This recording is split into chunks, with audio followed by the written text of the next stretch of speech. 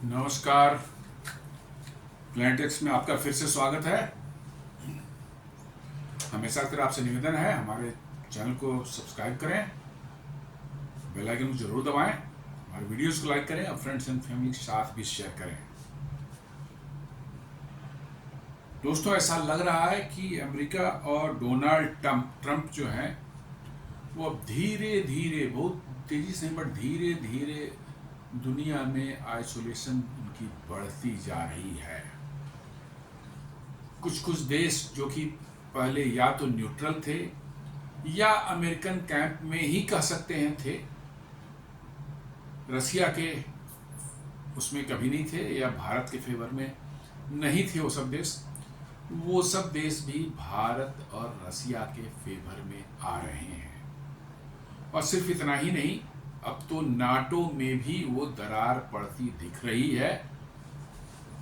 NATO के ही एक adviser हैं, उन्होंने साफ साफ अमेरिका और ट्रंप को चेतावनी दी है कि भारत के साथ ये टैरिफ वाला जो कॉम्प्लिकेशन उन्होंने पैदा किया है, उससे भारत के साथ जो रिश्ते बिगड़ रहे हैं, उससे अमेरिका और नाटो के जो स्ट्रेटजिक इंटरेस्ट हैं इंडो पैसिफिक में, वो उस पर खतरा मंडरा रहा है। और वो खतरा रियल है, क्योंकि शायद जो सुनने में आ रहा है कि इस बार जो क्वाड का जो मीटिंग जो भारत में होनी थी, जिसमें डोनाल्ड ट्रंप को भी आना था, अभी डेट फिक्स नहीं हुई थी, शायद प्रोबेबली सितंबर में होता ये। भारत ने अभी तक उसका डेट नहीं अनाउंस किया है और शायद हिंट भी मिल गई कि अभी हम इसको नहीं करने वाले हैं। तो मतलब कि भारत ने धीरे धीरे क्वाड को साइडलाइन करना शुरू कर दिया है। ये मैसेजिंग है अमेरिका को कि आप हमसे पंगे लेंगे टैरिफ के उस पर जो है, तो फिर हमारे पास भी हथियार है जहां हम आपको मात दे सकते हैं, आपको डैमेज पहुंचा सकते हैं। क्योंकि इस इंडो पैसिफिक में चाइना को कंटेन करने के लिए अमेरिका को और नाटो को जो है भारत की जरूरत है, इससे कोई इनकार नहीं कर सकता। इवन अमेरिकन थिंक टैंक भी इस चीज को जानते हैं और सारी दुनिया जानती है कि इंडो पैसिफिक में, इस साउथ एशिया के जो पोर्शन में इंडो पैसिफिक में आप कहें, तो चाइना से टक्कर लेने की कुव्वत किसी देश में है तो वो सिर्फ भारत में है। ये सबको पता है, लेकिन इतना इसके जानने के बावजूद भी डोनाल्ड ट्रंप ने ये हिम्मत की कि भारत से वो पंगे ले सकें। तो अब उनको धीरे धीरे, स्लाइटली, बहुत स्लोली उनको जवाब मिलना शुरू हो रहा है। और इसका नतीजा ये है कि भारत के अलावे जो है, आप देखेंगे भारत तो अमेरिका के अगेंस्ट में हो ही चुका है और रसिया के साथ पूरी तरह से खड़ा है, चट्टान की तरह खड़ा है। अमेरिका के लाख धमकियों के बावजूद भी जो है भारत कह रहा है कि हम तेल लेंगे, हमारी ये एनर्जी सॉवरेंटी है, इस पर आप नहीं डिक्टेट कर सकते हमें। और साथ साथ जो हमारे एनर्जी सिक्योरिटी का ये का मामला है, इस पर हम आपकी बातों या आपके डिक्टेट्स को मानने के लिए बाध्य नहीं है। तो भारत तो था इसमें, 3 और देश जो इसमें आए हैं, जो पूरी तरह से रसिया के फेवर में या भारत के फेवर पूरी तरह से नहीं कर सकते थे, भारत के अगेंस्ट में नहीं थे, लेकिन या तो न्यूट्रल थे या कहीं ना कहीं थोड़ी बहुत इंक्लिनेशन जो है अमेरिका की तरफ थी। इससे पहला देश है यूएई, दूसरा है मलेशिया और तीसरा है साउथ अफ्रीका। अब ये भी धीरे धीरे अपनी पत्ते खोलने शुरू कर दिए हैं और इन्होंने भी कहना शुरू कर दिया कि भाई अमेरिका के टैरिफ जो आपने भारत पर लगाया है, चाहे रसिया सैंक्शन जो लगाए हैं, वो गलत है और उसको जो है आज के वैश्विक परिप्रेक्ष्य में जो है इसको नहीं सही ठहराया जा सकता। तो अमेरिका के एलाइज उससे धीरे धीरे कट रहे हैं। उसका सबसे क्लोजेस्ट एलाई जो है कनाडा था, जो उसके बिल्कुल बगल में है, उसका पड़ोसी भी है, जियोग्राफिकली भी पड़ोसी है, और ऐसे भी सबसे करीबी उसका मतलब कि जो है एक एलाई था, वो तो पूरी तरह से अमेरिका और कनाडा के ट्रेड वार में जो है उनकी दोस्ती या उनका जो एक रिलेशनशिप था वो डिस्ट्रॉय हो चुका है। कनाडा ने अब ऐसे ऐसे एक्शन लेने शुरू कर दिए हैं जो कि अमेरिका को परेशान करने वाले हैं। एल्युमिनियम पर इन्होंने टैरिफ लगाया 50%। एल्युमिनियम के उनके सारे गाड़ियां जो बनती हैं उसमें बहुत बृहद पैमाने पर एल्युमिनियम इस्तेमाल होता है और सब चाइना से आता है। क्यों?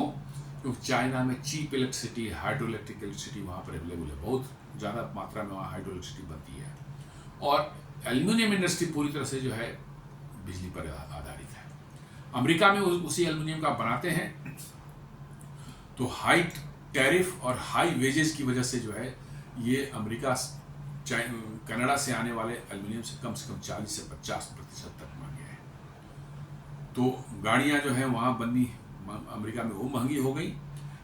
गाड़ी बनाने वाले फोर्ड, जीएम मोटर्स ने अनाउंस कर दिया कि वो अब अपने नए ईवी के प्लांट जो है कनाडा में लगाने वाले हैं। तो ये अमेरिका को लेने के देने पड़ रहे हैं। वो टैरिफ से क्या वसूल करेंगे, उनकी जो है सारी इंडस्ट्री जो है वो वहाँ अमेरिका छोड़ के भागने वाली है।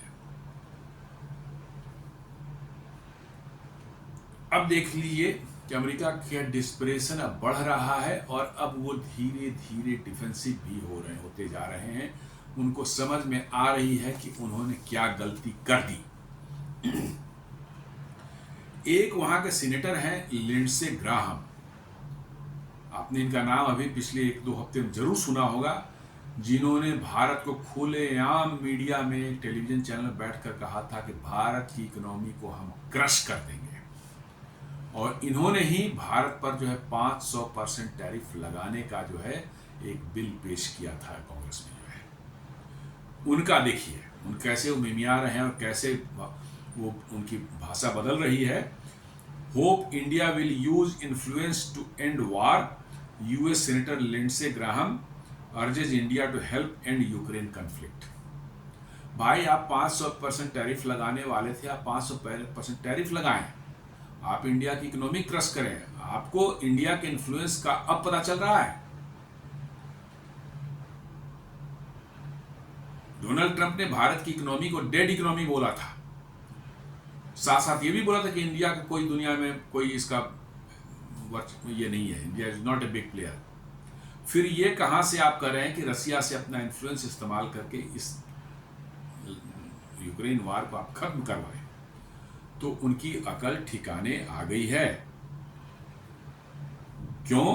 क्योंकि अब जो पोस्चरिंग शुरू हो गई है उसको देखने के बाद अमेरिका में भी जो है उनकी भी चिंताएं बढ़नी शुरू हो गई है कि ये क्या निकल करके आ रहा है। क्योंकि उन्होंने सोचा नहीं था कि इस तेजी से जियोपॉलिटिक्स के समीकरण बदलेंगे और उनको शायद उल्टा पड़ने वाला है ये सारा कुछ। NSA Doval meets Russia first deputy PM, discusses military technical ties. अभी उन्होंने जो है पुतिन से मुलाकात की थी, फिर उसके बाद उन्होंने जो है रसिया फर्स्ट डिप्टी पीएम जो है उनसे डिस्कस किया है मिलिट्री टाइज के लिए। उसमें S-400 के 2 रेजिमेंट जो भारत को मिलनी है, 3 मिल चुके हैं, 5 में से 2 बाकी हैं, उस पर बात हुई है। और शायद जैसा मेरा अपना अंदाजा है और कुछ हिंट्स भी आ रहे हैं, और भी S-400 और फ्यूचर में S-500 लेने की बातें भी हो रही हैं।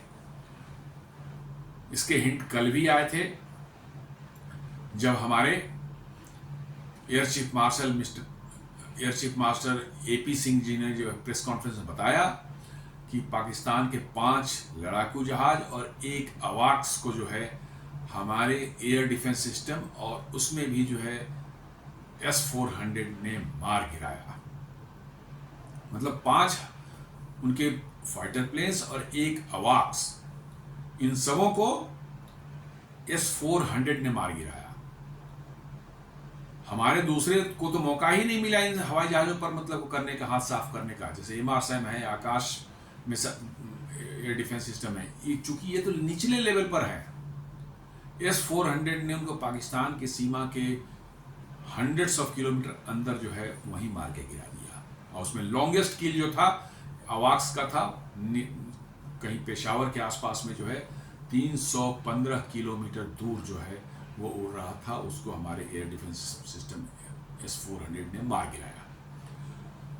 इसको देखकर इवन दुनिया छोड़ दीजिए, इसके S-400 को बनाने वाला जो देश है रसिया, वो खुद भी बिल्कुल भौचक है कि ऐसा भी हो सकता है। तो S-400 की क्रेडिबिलिटी बहुत तगड़े ढंग से जो है इस्टेब्लिश हो चुकी है दुनिया में और भारत में भी। और ऐसा अनुमान है और ऐसे हिंट्स भी आ रहे हैं कि भारत और भी S-400 सिस्टम और इसका अपग्रेडेड जो है S-500 सिस्टम जो है उनके लेने की चाहत रखता है, और शायद उस पर जो है बातचीत चल रही है। ये बड़ा इंपॉर्टेंट मतलब कि ये वो है। अब जैसे मैंने बताया कि 3 देश जो हैं वो उन्होंने हिंट्स देने शुरू कर दिए हैं कि ट्रंप जो कर रहे हैं या अमेरिका जो कर रहा है वो गलत है, और वो भारत के पक्ष का समर्थन कर रहे हैं, इनडायरेक्टली रसिया का भी पक्ष का समर्थन कर रहे हैं। यूनाइटेड अरब अमीरात को ले लें,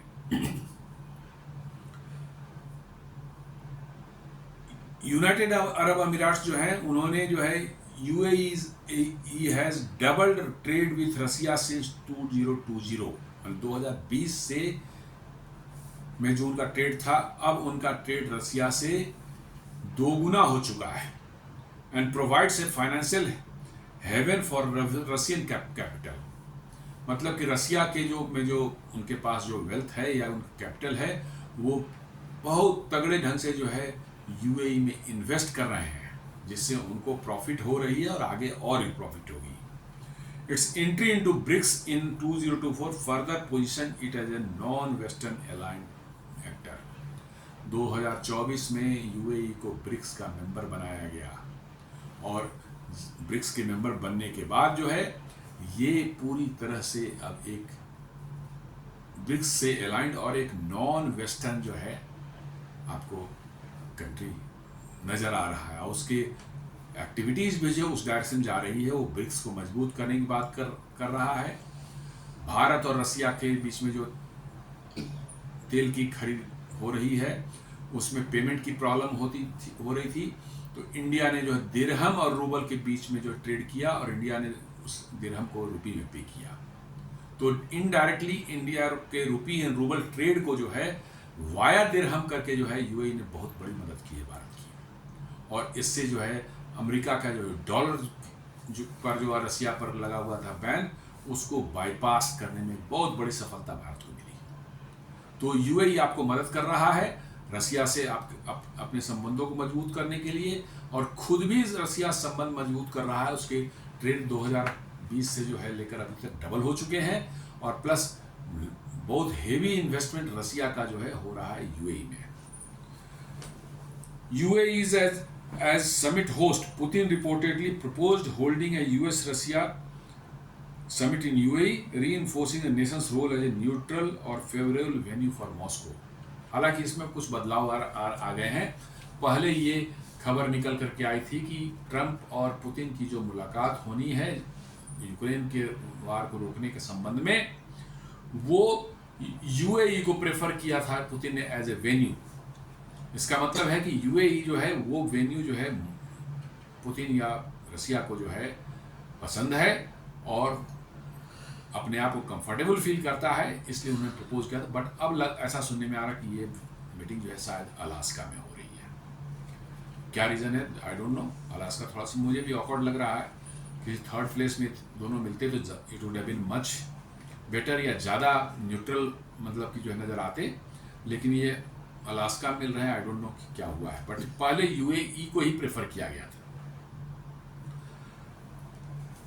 UAE के प्रेसिडेंट जो है Sheikh Mohammed bin Zayed meets President Putin during official visit to Russia. अभी ये 8 अगस्त की खबर है कि UAE के प्रेसिडेंट जो हैं या शेख जो हैं वहाँ के शेख मुजीब मोहम्मद बिन जायद, वो रशिया विजिट करते हैं इस टेंशन के पीरियड दौरान जो है, और उन्होंने पुतिन से मुलाकात की। ऑफिशियल विजिट था उनका ये। UAE President Sheikh Mohammed bin Zayed Al Nahyan visited Russia on 7 August 2025 where he met President Vladimir Putin to strengthen the 50-year strategic partnership. Discussions covered economic, trade, investment, space and energy cooperation, regional peace efforts and humanitarian mediation.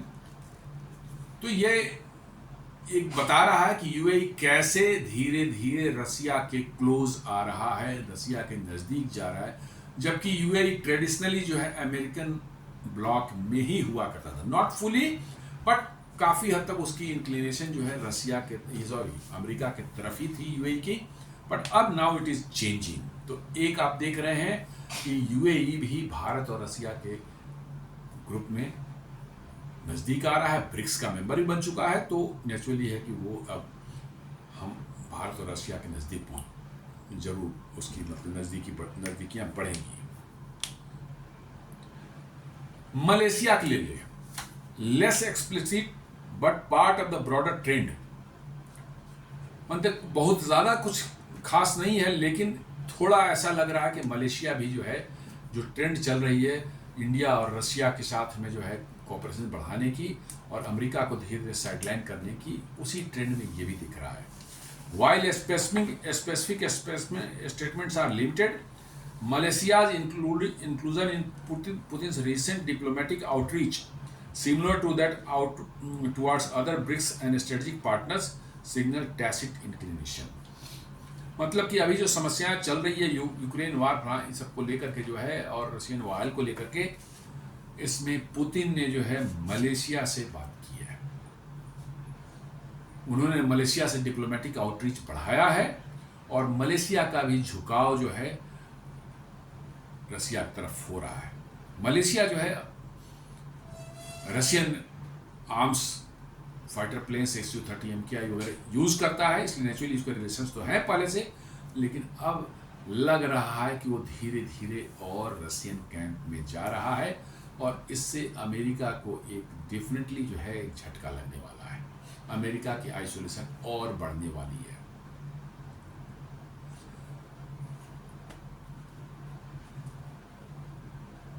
Malaysia के जो है सुल्तान बिन इब्राहिम जो हैं, वहाँ के king जो हैं, वो रसिया भी रिसेंटली विजिट किए थे 10 अगस्त को।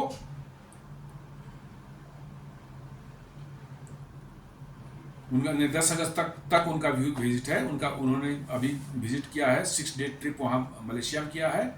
और ये 1967 के बाद 1967 के बाद पहले किसी मलेशिया के किंग का जो है रसिया विजिट है और पुतिन उनको होस्ट कर रहा है।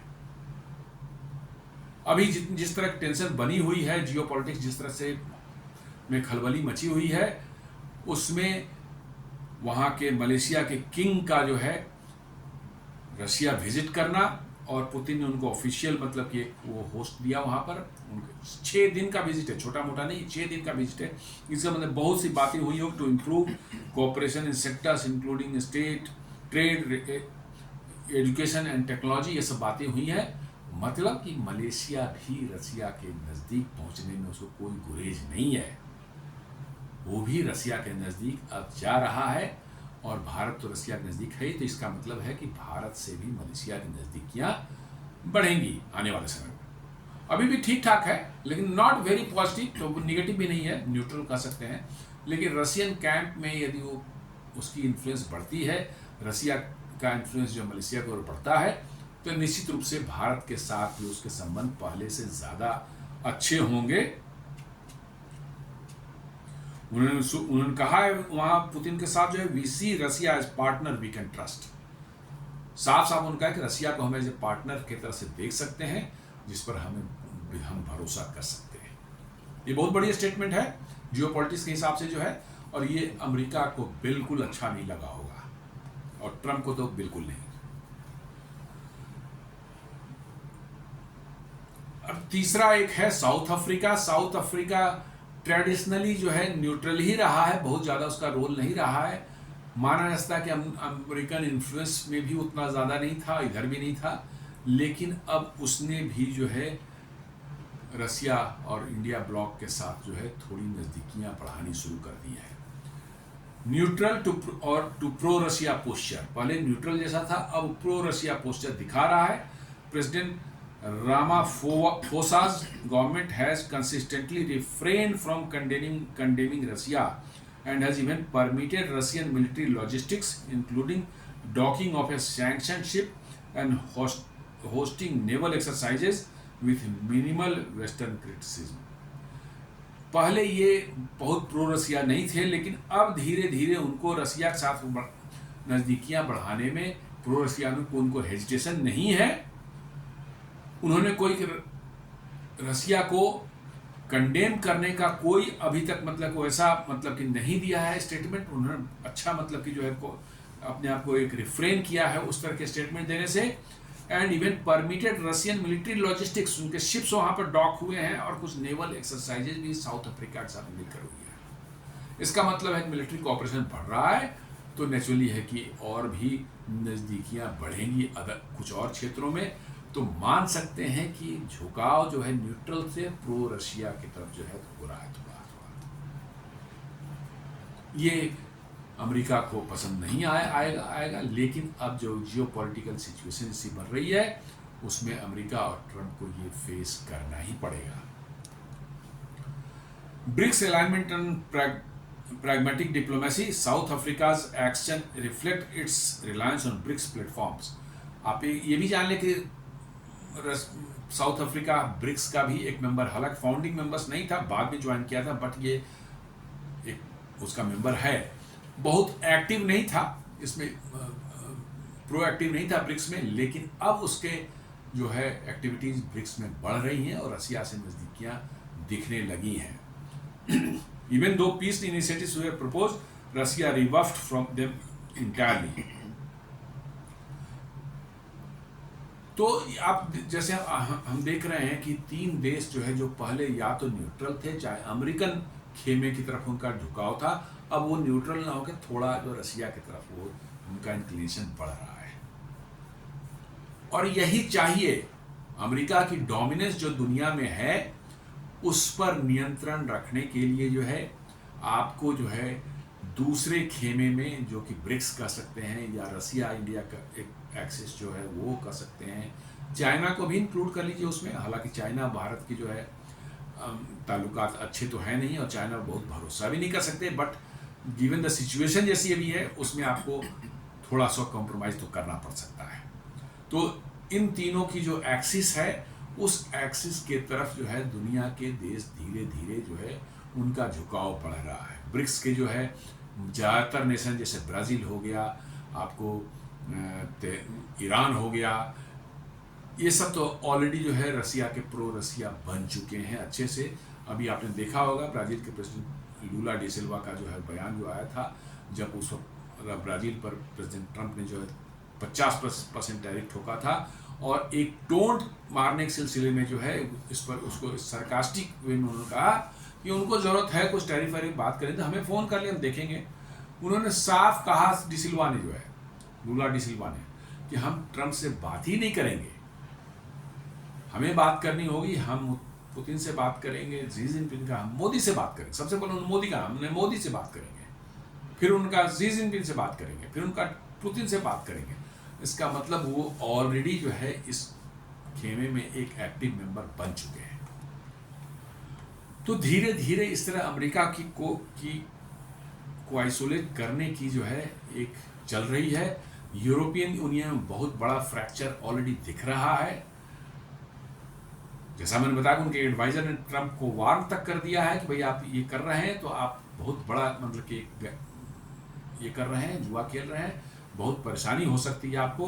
भारत यदि इंडो पैसिफिक में जो है नहीं आपका साथ देता है तो आप इंडो पैसिफिक में virtually you can't do anything. और सच्चाई भी यही है, अमेरिका चाहे जितनी बड़ी इकोनॉमी हो, बिना भारत के इंडो पैसिफिक में जो है अमेरिका कुछ नहीं कर सकता। और इसलिए अमेरिका की चिंता अब बढ़नी शुरू हो गई है, क्योंकि भारत ने क्वेड को भी लगता है धीरे से किनारे करने के सोच लिया है।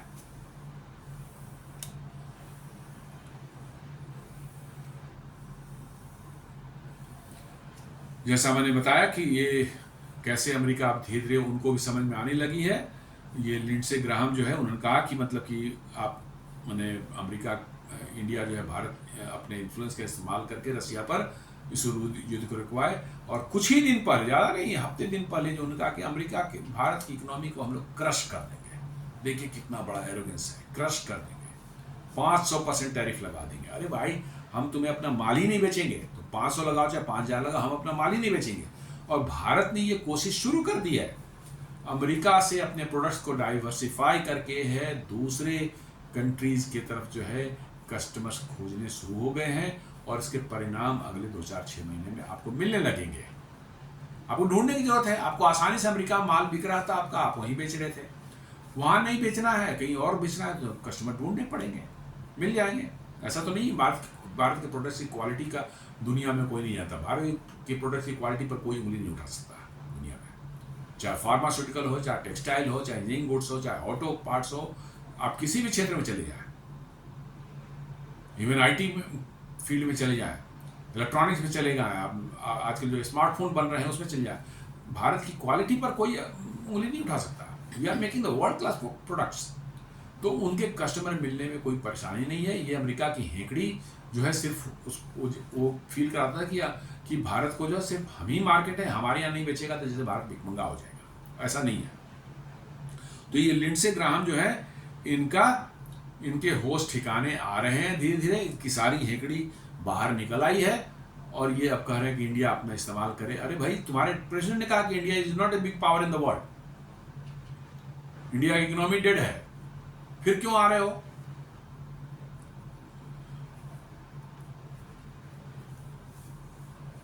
अब जो है लिंडसे ग्राहम जो बोले, Graham framed such engagement as not only as a humanitarian imperative but also one of the most consequential things India could do to the improve relation with US. मैंने ऐसे कि जैसे कि इंडिया को improve करना है यूएस से relation जो है अपने, उसके लिए रसिया और यूक्रेन की वार खत्म कराए, ये कंडीशनलिटी डाल रहे हैं इंडिया। अरे भाई, इंडिया कौन होता है रसिया को बोलने वाला कि भैया तू वार रोक दे?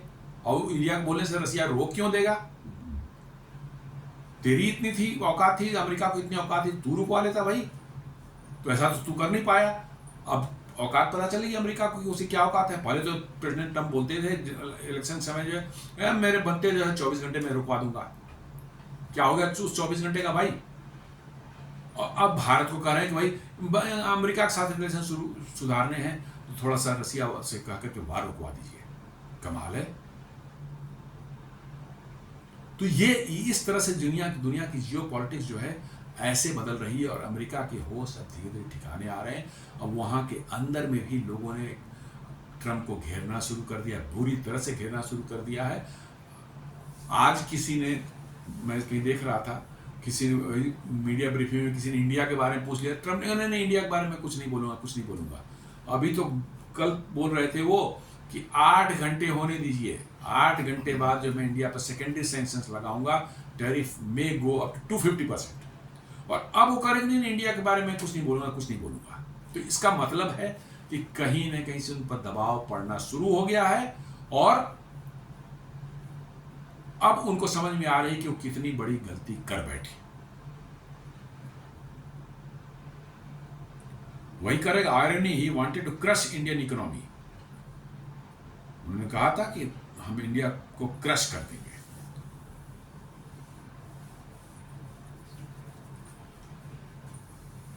डोनाल्ड ट्रंप ने भी बोला था India has not been a global actor. Donald Trump admission fires fresh sale of 25% tariff. ये सारी बातें चल रही थी। Why is US asking India? क्यों बोल रहा है कि रसिया से बोलकर वार रुकवा दो इसको? बेसिकली ये they are totally clueless about the Russia. उनको रसिया के बारे में कुछ नहीं पता है। रसिया को जानते ही नहीं है कि रसिया क्या है और रसिया में कितनी ताकत है और रसिया में कितना रिसिलियंस है। और वो दे आर फीलिंग हेल्पलेस। अब उनको समझ नहीं आ रहा कि हम करें क्या। उनके गले की हड्डी बन चुका है यूक्रेन वार। अमेरिका पैसे देते देते वह भी थक चुका है। कितने पैसे दोगे भाई? 300-400 बिलियन डॉलर दे चुके हैं, कितना और दोगे आप? तो अब उनको they are helpless and clueless. तो अब इंडिया की तरफ देख रहे हैं भैया इस किस तरह से रोकवा दो इसको। और टैरिफ एंड थ्रेट्स जो है, ये जो टैरिफ और जो धमकाने वाले जो है, धमकियां जो है, वो अब काम नहीं आ रही है, वो काम नहीं आ रही है। देशों ने कहा ठीक है लगाना है, टैरिफ लगा, सब पर लग रहा है, हम पर भी 2-4-10% आगे पीछे होगा, दैट्स ऑल, बट टैरिफ तो सब पर है, सभी पर है टैरिफ। हो तो सभी पर जब वो टैरिफ लग गई तो फिर हाउ इट विल वर्क? अरे किसी पर नहीं हो और किसी पर हो, तब तो होगा कि भैया जिसके पास नहीं है उसके सामान सस्ते हो जाएंगे। लेकिन जब सभी पर है, 2-4% का ही आगे पीछे फर्क है, फाइन। अब 10-20%, 20% टैरिफ आदि लग जाता किसी चीज पर, उसके बाद 50 करें चाहे 500 करें, कोई फर्क नहीं पड़ता, 20% पर ही कॉस्ट इतनी बढ़ जाती है कि फिर आप वहां सामान नहीं बेच सकते। तो जिसके पास 20 के आसपास टैरिफ है, सब समझिए कि वो अनकम्पिटिटिव हो चुके हैं वहां पर, दैट्स ऑल, सीधी सी बात है। अमेरिकन कंज्यूमर्स को ultimately they will have to pay much higher prices for everything what they purchase from the market. अब एक और झटका अमेरिका को लगने जा रहा है। अभी जैसा सुन रहे हैं, अभी भी क्लियर नहीं है, बट कहा जा रहा है कि 15 अगस्त को जो है पुतिन और ट्रंप जो है अलास्का में मिलेंगे और उसमें ये दोनों बात करेंगे यूक्रेन की वार को ख़त्म करवाने के लिए। और जैसा सुनने में आ रहा है, और पुतिन इससे कम में मानेंगे भी नहीं, कि जितने लैंड जो है, जितना एरिया रसिया ने ऑक्युपाई कर रखा है अभी वार में, उसको जो अपने कब्जे में ले लिया है, वो रसिया अपने पास रख लेगा और रेस्ट जो है वो यूक्रेन के पास रहेगा। और इस डिस्कशन में जेलेंस्की को इन्होंने बुलाया ही नहीं है। और जेलेंस्की को बुलाएंगे तो फिर पुतिन वहां नहीं बैठेंगे, सीधी सी बात है। तो इसलिए जेलेंस्की को बुलाया नहीं गया और न उसे कंसल्ट किया गया है। तो जेलेंस्की ने स्टेटमेंट दिया है कि Ukraine will not seed land. साफ कर दिया है कि यूक्रेन जो है अपनी जमीन नहीं छोड़ेगा रसिया के लिए। इसका मतलब है कि दोनों के बीच में एग्रीमेंट हो भी जाती है तो जेलेंस्की इसको नहीं मानने वाला। तो अभी तक तो पुतिन पड़े हुए थे जेलेंस्की के पीछे, अब ट्रंप भी जेलेंस्की के पीछे पड़ जाएंगे। अब देखना है कि क्या होता है। आप उसी वार को खत्म करवाने वाले हैं और लैंड के लिए ही वार हो रहा है, और पुतिन जेलेंस्की बोल रहा है कि हम 1 इंच भी जमीन नहीं छोड़ेंगे। तो फिर आप एक एग्रीमेंट कर भी लेते हैं पुतिन के साथ में, तो हाउ डज मैटर, वो इंप्लीमेंट नहीं हो पाएगा। तो देख रहे इतना कॉम्प्लिकेटेड सिचुएशन में अमेरिका फंस चुका है। और इसीलिए जो अभी जस्ट मैंने बोला कि America is feeling helpless and clueless. उनके पास कोई क्लू नहीं है कि हम कैसे आगे बढ़े, और हेल्पलेस हैं because they are not able to gain any traction from any. Zelensky side में चाहिए, पुतिन की तरफ से जो है किसी भी तरह का इनको ट्रैक्शन नहीं मिल रही है, और वो हेल्पलेसनेस की वजह से ही जो है अमेरिका से लिंडसे ग्राहम जैसे महा भारत विरोधी आदमी से जो है वो कह रहा है कि नहीं अमेरिका जो है इंडिया अपना इन्फ्लुएंस इस्तेमाल करके इसको रुकवाने की कोशिश करे, इससे जो है भारत और अमेरिका के रिलेशन सुधर जाएंगे। और मैं नहीं सुधारनी है हमें, हम कैसे रसिया को बोल सकते हैं कि भैया आप रोक दो लड़ाई। तो देखिए कैसे किस तरह से चेंज हो रही है। साथ में बोला Trump's secret offer to Putin leaves Zelensky shocked, pro Russia deal set. मतलब प्रो रसिया डील मतलब जो जैसा मैंने बताया जितने एरिया रसिया ने जीत रखे हैं अभी तक, वो रसिया रख लेगा अपने पास में। जेलेंस्की को शॉक लग गया है भैया ये कि आप तो इतना लड़े भी, इतनी पिटाई भी हुई, पूरे देश का सत्यानाश हो गया, और वो जितना रसिया ने कब्जा किया वो रख लेगा अपने पास में। तो ये तो इस तरह की सिचुएशन बन चुकी है अभी।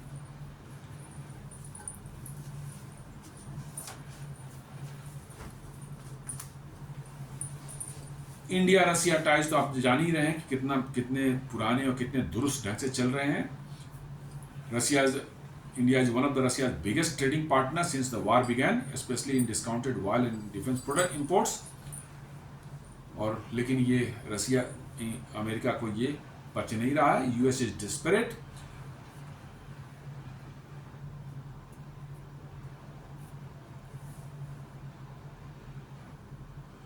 तो ये मोटा मोटी हम लोग देख रहे हैं कि ये करने के बाद टैरिफ और ये सब लगाने, दो चीज़ें उलझ गई हैं। टैरिफ और यूक्रेन वार दोनों एक साथ जो उलझ चुका है, और उलझने के बाद ये नहीं कोई सोच पा रहा है अमेरिका में कि भाई किसको कैसे हैंडल करें।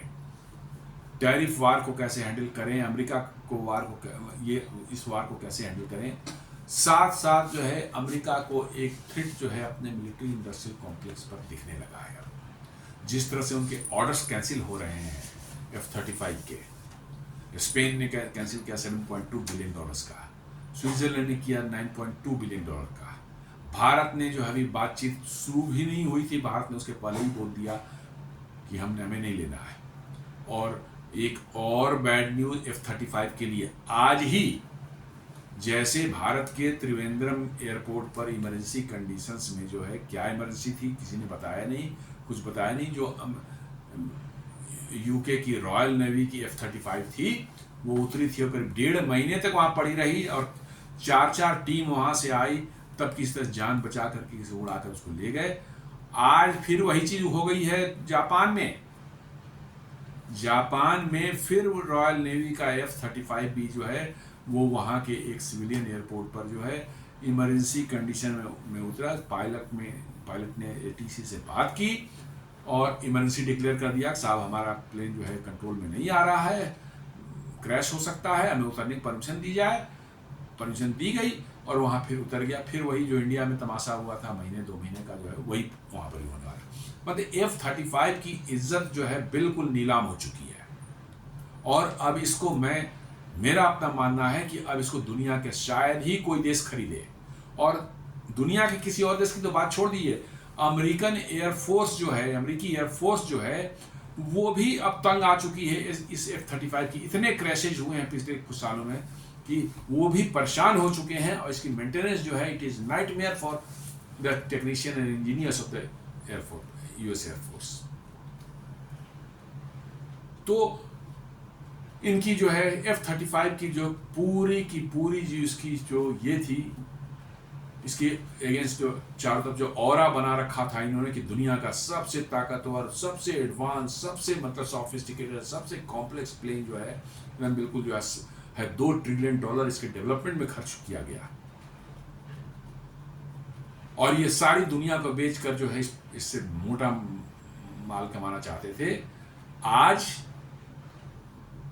मुझे लगता है कि इसको एक भी आज से आगे चल करके एक भी खरीदार नहीं मिलने वाला है। Even US Air Force is also not willing to take F-35 in their fleet because of the maintenance problems and frequent crashes and very low availability of this aircraft। किसी एयरक्राफ्ट को अच्छा तब माना जाता है जब उसकी अवेलेबिलिटी बहुत हाई हो, जैसे राफेल केस में 75 to 80% अवेलेबिलिटी है।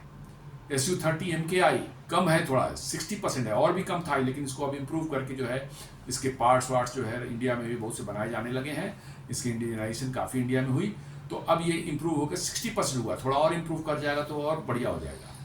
F-35 का यू विल बी शॉक्ड, इसकी अवेलेबिलिटी जो है मात्र 28 से 30% है। जो एयरक्राफ्ट है 2 घंटे हवा में रहने के बाद जो है 50 घंटे का मेंटेनेंस खोजता है उतरने के बाद जो है, और जिसमें सैकड़ों लोग उसको एक एयरक्राफ्ट को मेंटेन करने में लग जाते हैं। You can very well imagine कि उसको कैसे मैंने कोई एयरक्राफ्ट रहेगा। आप 100 एयरक्राफ्ट आपके पास में 28 उड़ने लायक है एट ए टाइम। तो ये साफ दिखा रहा है कि अमेरिका की जो है टेक्नोलॉजी पर जो है ग्रिप जो थी और उसकी बादशाहत थी वो अब खत्म हो रही है। उसके इक्विपमेंट्स अब रिलायबल नहीं रह गए हैं, उसके इक्विपमेंट पर भरोसा करना लोगों को मुश्किल हो गया है। Despite of being extremely expensive, उनकी अवेलेबिलिटी इतनी पुअर है कि आप उसको अपने फ्लीट में रखते हैं तो आपको परेशानी हो जाए कि ये कैसे मेंटेन करें, कैसे हम लड़ाई लड़ें और कैसे हम इसको मतलब चलाएं। तो ये सारी चीज़ों को मिला के देखेंगे तो आपको लगेगा कि अमेरिका को पता ही नहीं चल रहा है कि अब होना क्या है, क्या होने जा रहा है आगे। 2 और डील इंडिया से होनी थी। जेवलिन एंटी टैंक मिसाइल का जो है को प्रोडक्शन इंडिया में होना था, और स्ट्राइकर इन्फेंट्री फाइटिंग व्हीकल जो है, कॉम्बैट व्हीकल जो है, वो उसका को प्रोडक्शन इंडिया में होना था। इंडिया ने दोनों को रिजेक्ट कर दिया टेक्निकल ग्राउंड पर, कहा कि नहीं ये हमारे सूटेबल नहीं है। तो आप देख लें धीरे धीरे अमेरिकन इक्विपमेंट्स को दुनिया में जो है आपको जो है लात लगनी शुरू हो गई है। ये एक रातों रात और डिक्लाइन या डाउनफॉल तो होता नहीं है, ये इंडिकेशंस कुछ होते हैं।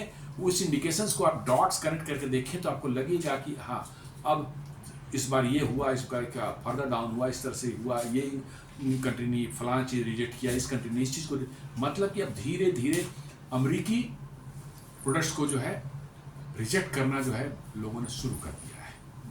आज ही मैंने बताया था पिछले वीडियो में, मैंने कैसे बताया था कि हमारे air chief marshal AP Singh ji ने जो है बताया कि रसिया के S-400 एयर डिफेंस सिस्टम ने पाकिस्तान के 5 लड़ाकू जहाज और 1 अवाक को जो है ऑपरेशन सिंदूर में मार गिराया।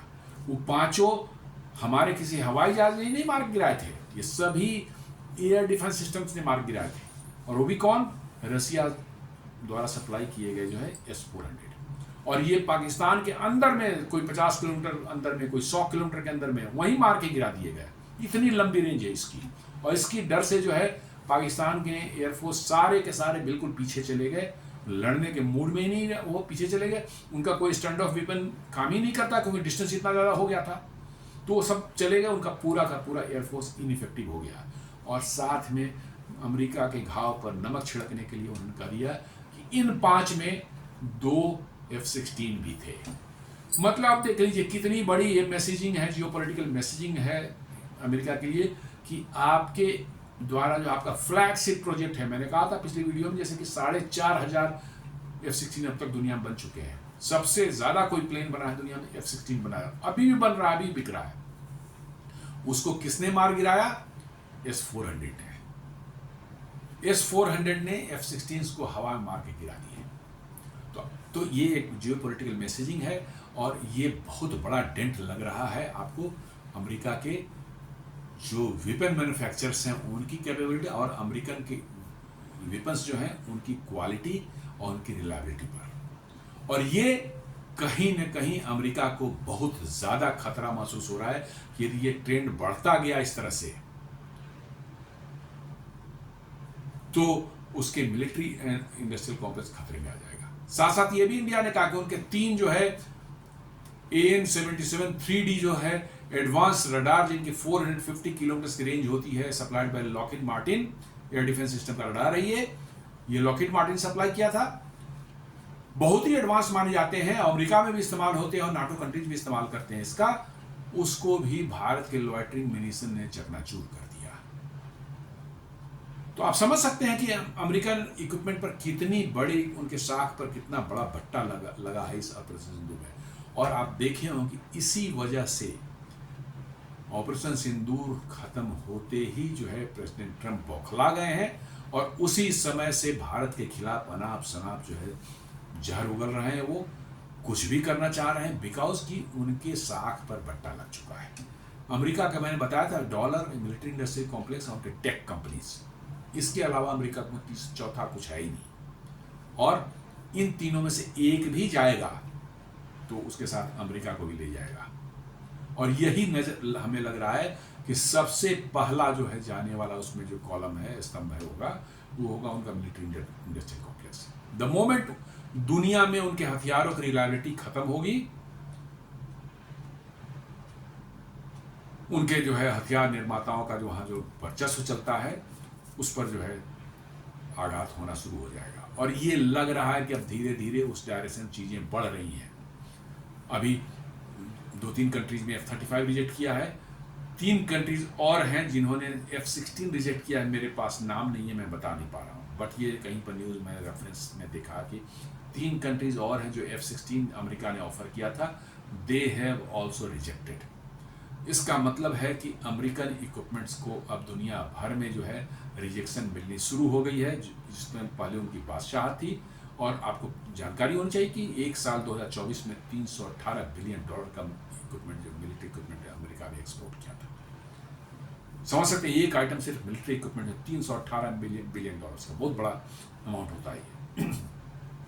तो हम मान सकते हैं, या हम इन चीज डॉट्स को जोड़ करके देखें तो आप कह सकते हैं कि अमेरिकन इक्विपमेंट्स की जो है अब दुनिया में उनके साख पर जो है प्रश्नचिन्ह लगना शुरू हो गया है।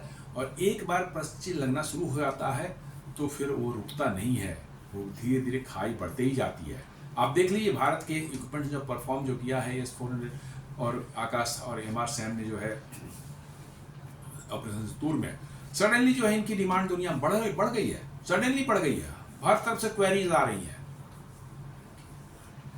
ये होता है किसी इक्विपमेंट का परफॉर्मेंस जब अच्छा होता है तो कैसे उसको दुनिया उसके पीछे दौड़ पड़ती है, और जब किसी इक्विपमेंट की खराब परफॉर्मेंस होती है तो कैसे दुनिया उसे भागती है।